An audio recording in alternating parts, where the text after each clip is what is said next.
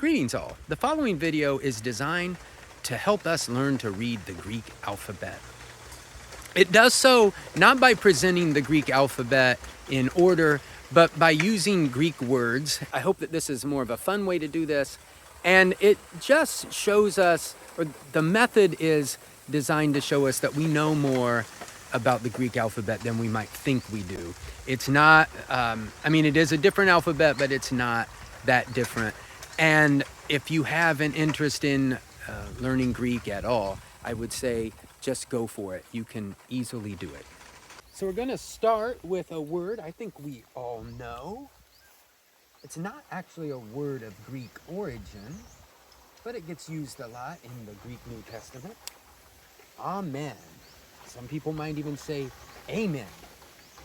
But in Greek, this is actually pronounced amen. The emphasis is on the second part of the word. Now, these are all actually Greek letters. But this isn't how the word gets written in Greek. Slightly different.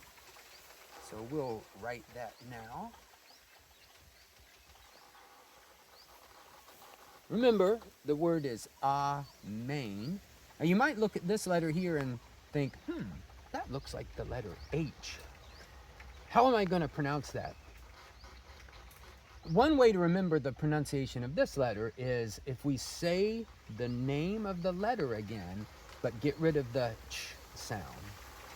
A, that's our sound. A, amen. So, if we were to write this in lowercase, see if I can get it down here, my version of an A, we would expect something like that. Oh, by the way, just a little side note, I might say in English or English, like alphabet, really these are Roman letters. These come from Latin, but I think we don't do a massive injustice if I just say writing in English. So apologies for anyone who's kind of offended by that. Now, in Greek, the lowercase letters look a little more like this.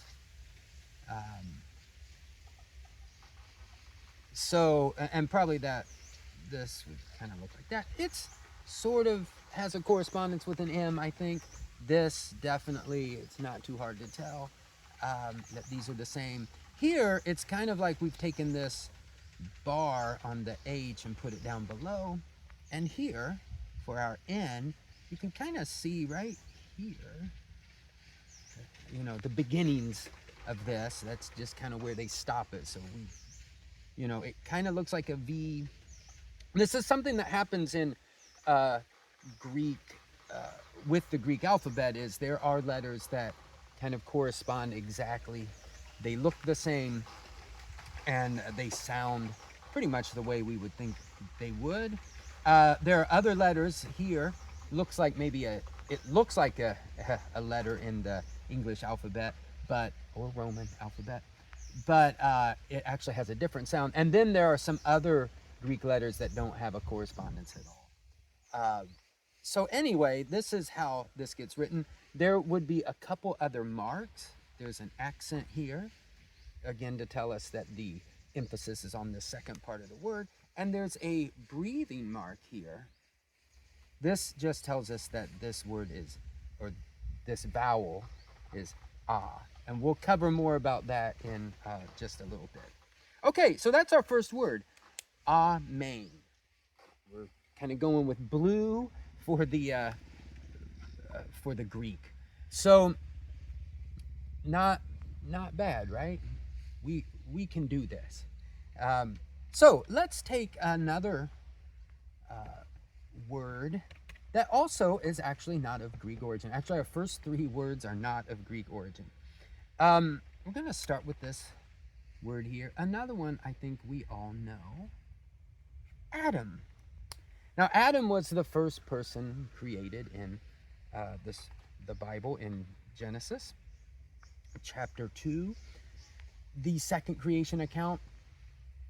The interesting thing about this word is we take it to mean especially written like this, as a name, it really in Hebrew, Adam means man or human. So, as opposed to like an angel or a camel.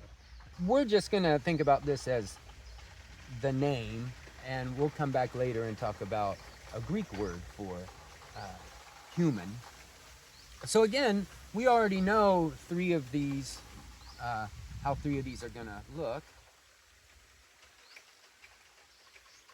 This one, when it's in lowercase, looks a little more like that. Even on the uppercase, we could put the mark there. It would be Adam. Adam. Now, this is a case where knowing the name of the letter can help. The name of this letter is delta.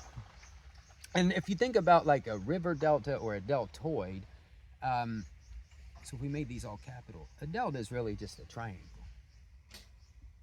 So again, that's what a delta would look like, capital letter, Adam. Okay, we're gonna keep going here. Now, Adam had a helper, had a wife. Now in English, her name, of course, is Eve. In, other, maybe in Spanish, certainly in Latin, really is Eva. And this is a little closer to the Greek, especially if you think about how in Latin, actually, it would be this letter could symbolize an U or a V or W sound. So in Greek, this would look very similar. The accent would be there, or we could put it there. Ewa. Now,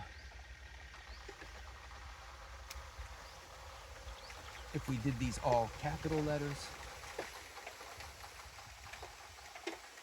something like that.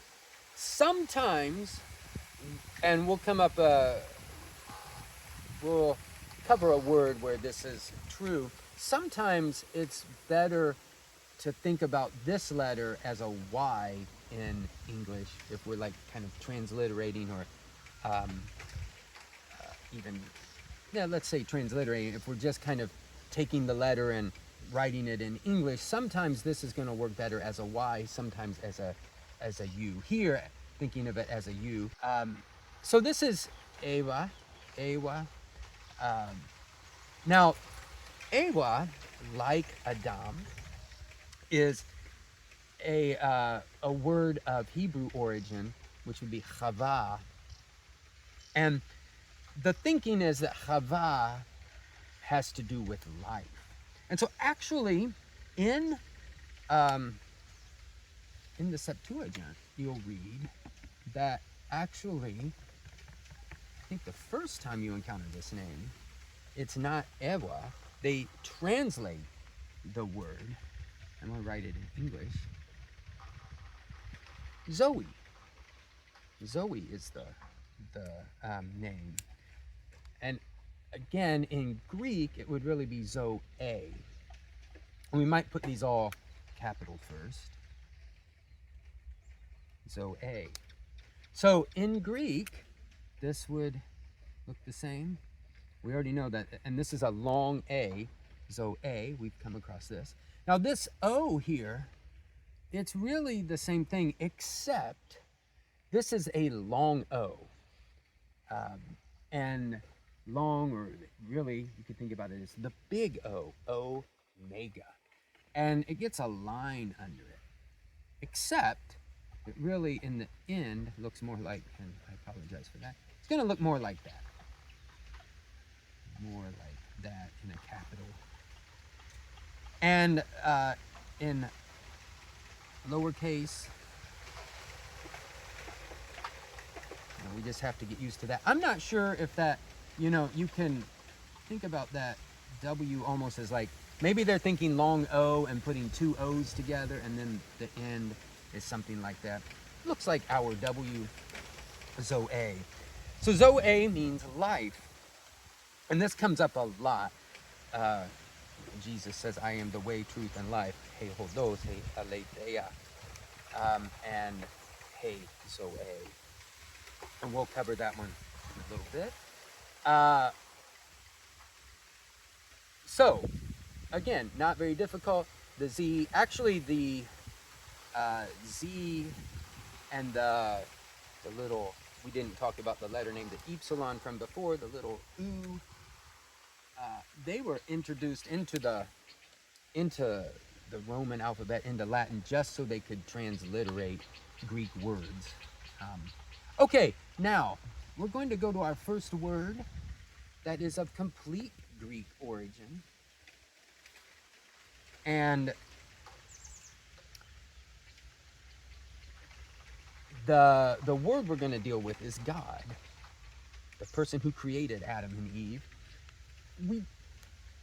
We come across this word a lot in compounds. A big one is in like theology. A whole lot, like even Theodore, the name. And so really, the word that we're thinking about is theos. Theos is God. We didn't really write Awa with the small e. It's not hard to tell that this is an e. I don't think. Theos. The accent's going to be on the end here. Notice this is the sigma, the S sound. At the end, it looks like this, kind of like an S. Now, in Greek, we use two letters to represent the sound that in Greek is represented with one letter. Looks like that, theta, theos. In lowercase, theos really can look like that as well, theos. And all capitals, look like this, sigma, theos. And I hope I said it in the introduction, but it's good if you write these down. You know, as we go along here, if you write these out. And of course, in a live setting with people, which I will record and upload as well, you have the benefit of being able to ask questions here. If you don't understand something, of course, you could pause it and look things up. I do apologize for that. You can always ask questions in the comments if something is unclear. And I say this often, I would be very surprised if nothing is unclear, or if everything is perfectly clear. All right, so we're going to go on to our next word here. Okay, so our next word is going to be this. Cosmos. Now in Greek, a k sound is always going to be represented by what looks like to us a k, a kappa. Now we know the N here. One thing about sigma, this S sound, when it happens at the end of the word, it looks like this. But this is the only place, and it's the only Greek letter that changes like this. In any other position, if it's at the beginning of a word or in the middle, sigma is going to look like that. Cosmos. We get an accent there. We wrote it in all capitals. And notice in capital form, there's just one sigma. This is only final sigma, only changes when it's in lowercase. Cosmos. Probably not a hard word to remember here. So now we'll go on to another word. I should say, by the way, cosmos, you might think like, we hear of cosmic, cosmos, but you also hear the word cosmetic. This is related. Both these words come from cosmos. Cosmos means like something that's like a decoration or well ordered. So the Greeks didn't think that the cosmos was some just random heap of stuff, that it was somehow put together in an orderly fashion. Okay, moving right along here. Now we're going to look at this word. This is an L, by the way. I'll make that clear. Logos. Probably heard that. One meaning of which is word, has a vast array of meanings, and we'll talk about some of those in just a minute, or like how to think about and frame what this word might mean. So here we get a couple new Greek letters. We already know this one, and we know how it's going to end here. In lowercase, this is going to look like that. Logos. Now this G might look a lot like a Y, and it does. If you were to make like a cursive G, it's a little closer, right? So if you think about it like that, it's not too hard to remember. If we put these in capital form, this part is lambda.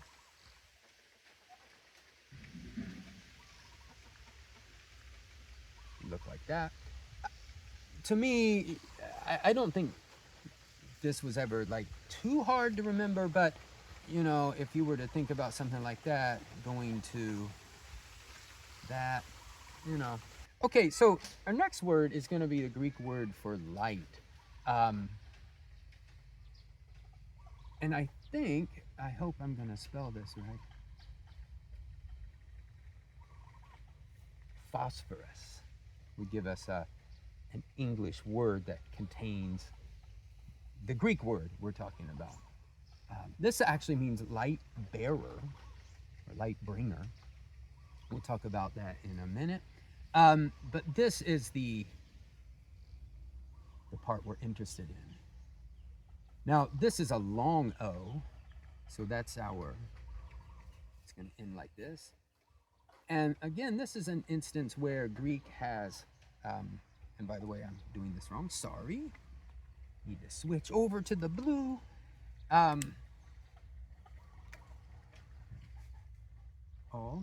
This is an instance where Greek has one letter where we're using two. And this is a different kind of accent. But there are three accents in Greek. Whatever they meant originally, now they're just stress. That's where we put the stress. And of course, this has only one syllable, so you don't really have to worry much about that. So this is the word for light, phos, in capital. Look more like this. Now, one thing about this word is, this is the dictionary form of the word. This is the form of the word that gets used if it's the subject or actually even the object. But there's a stem, like if we said of light, we would get there. We're not worried about the other part. The reason I bring this up is because then you start to see where we get words like photo and photon. So that might help you remember that, you know, phos has this hidden t sound that's covered up in this form of the word.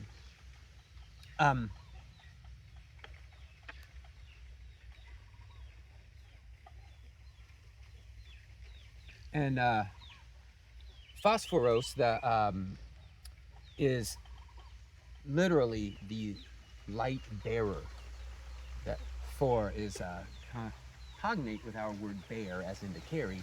So it really means, that was a way to describe the morning star, Venus, because it's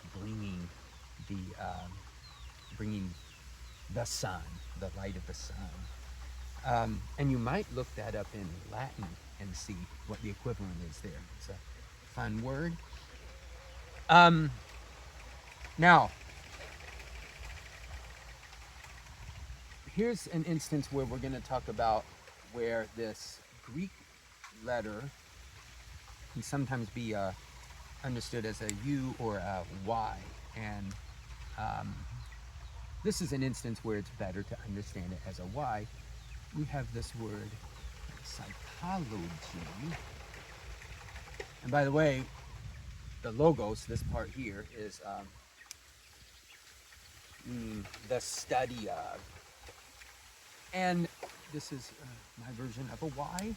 So in Greek, here we get a couple new letters here. And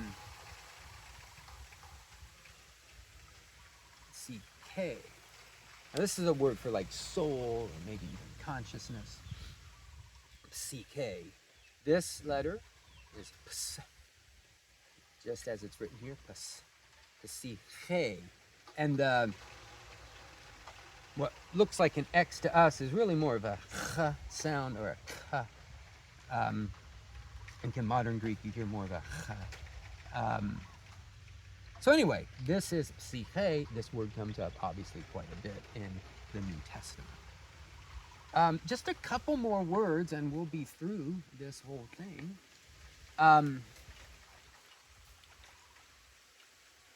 One word here is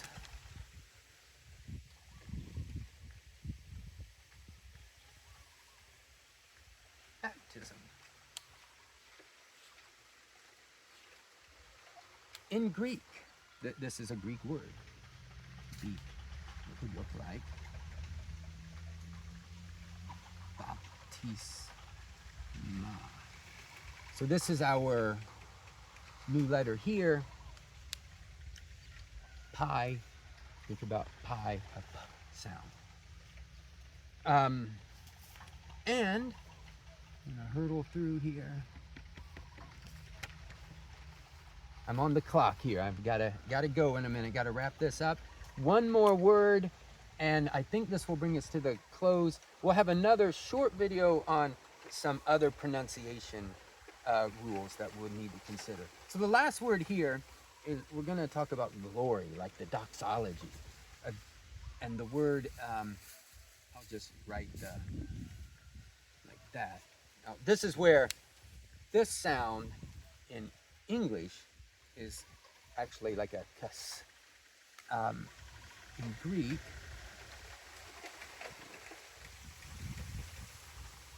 doxa, glory, actually like light, to give off light. And then in capital, this one looks, I would say, quite a bit different. Doxa. So I think that's going to bring us to the conclusion of this portion. At least we have gotten through all the letters of the Greek alphabet. If I haven't left one out, a word out, and like I said in the follow-up video, we'll talk about, which will be pretty short. We'll talk about a few pronunciation issues that you would need to know. But at this point, though, it wouldn't be hard to like look that up even on your own. But we'll cover in a separate video. Now there is another letter we need to cover. This will be the last one. And this is what happens when I try to keep things in my head. We're gonna look at the word Christ in English. And it comes from a Greek word, Christos. Now we know most of these letters, there's just this little matter of the R sound in Greek. The letter rho. Now this happens to look like a P in English, but just keep in mind this is the sound R, Christos, Christ. And we'll write it here in both lowercase and all uppercase letters.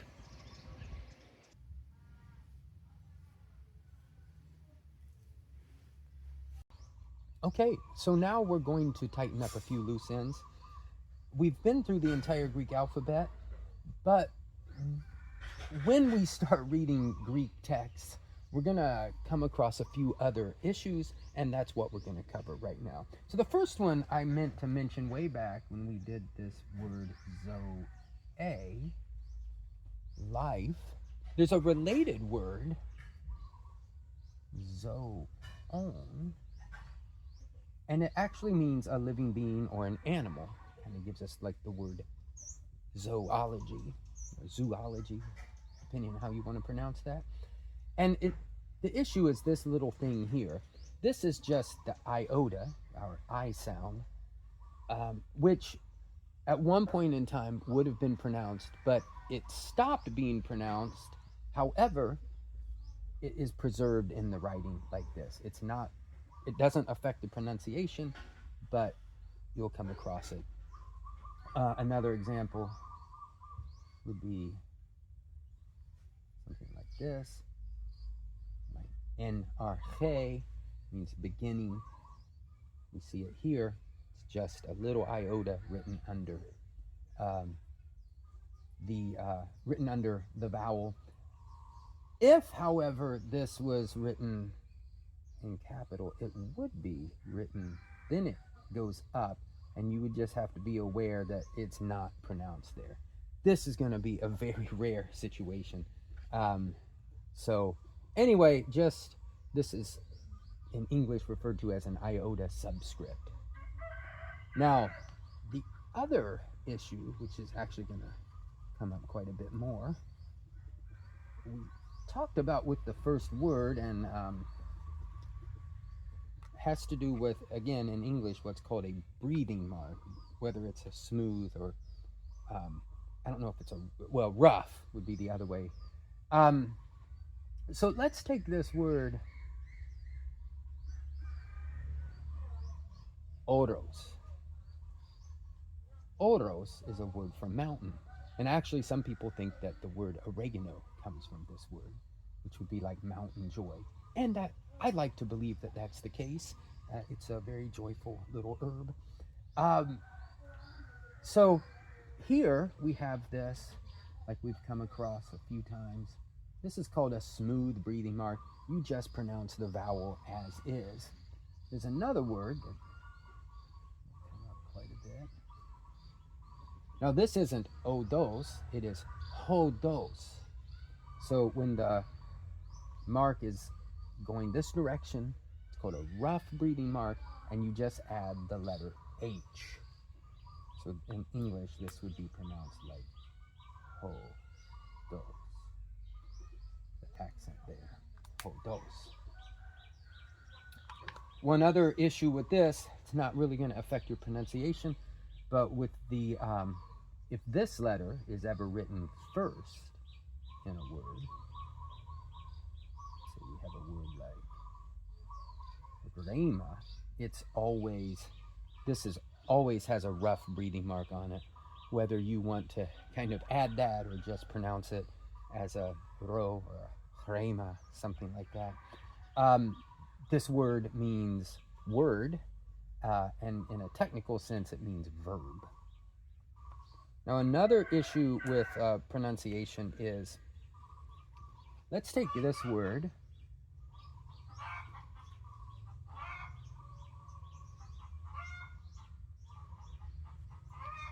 Based upon what we know so far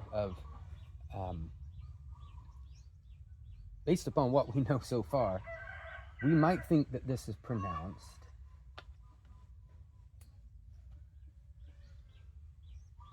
agelos, but it actually isn't. Whenever you have this gamma followed by another gamma, or actually another guttural, like a kappa or a chai, chi maybe I should say, this is pronounced as follows. It's not agelos, it's angelos. Angelos. And this is a pretty well-known word, angel or messenger. This is a good way to remember that. It's actually angelos. Angelos is a lot easier to say. It's another Greek word.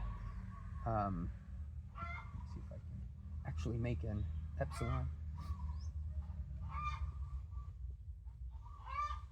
which we've kind of taken over into English. This would not, again, not ekkomion, but enkomion, just like a work of praise. If I can juggle my markers here, it would actually be something like that. But in English, like I said, it's actually an English word. It's more like enkomion, maybe? You'd have to check that, see which ending they've decided to go with. Again, a work of praise, but the point here is that it's enkomion, not ekkomion.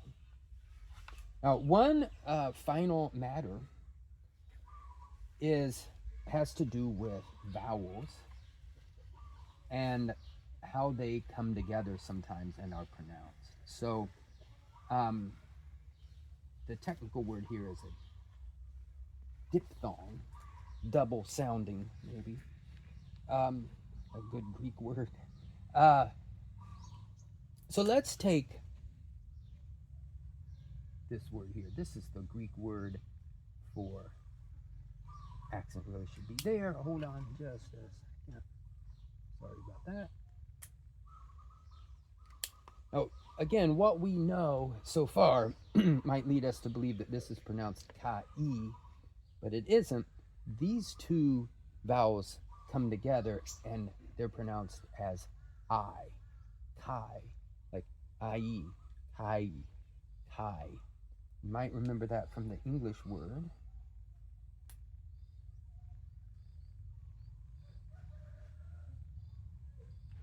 That might help it. It definitely helps me remember. Kai, I, kai means and.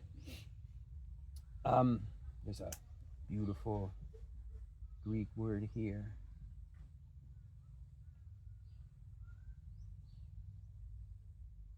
Eirene. This word means peace. Again, it's not e-rene, it's eirene. You might think of the E-I in the English word 8. And by the way, this comes into English, kind of drop that letter off, and we get the name Irene. Well, there's another one. This just happens to be a Greek word that means I know. Again, not oida, but oi, oida. Might just think of the English word oil. There is a way, if we had a word that did want these vowels separated, you could do something like that. That would tell us this is in fact O-E. And my apologies, I can't think of a word right off the top of my head that does that, but there, you will come across it. All right, now let's just do one more. There are more diphthongs. You'll get a sense of them, but I do want to cover one more here. And I think this should kind of be everything. I'll review this and make sure I didn't leave something out or that the video isn't horrible. Let's take a look at this word here.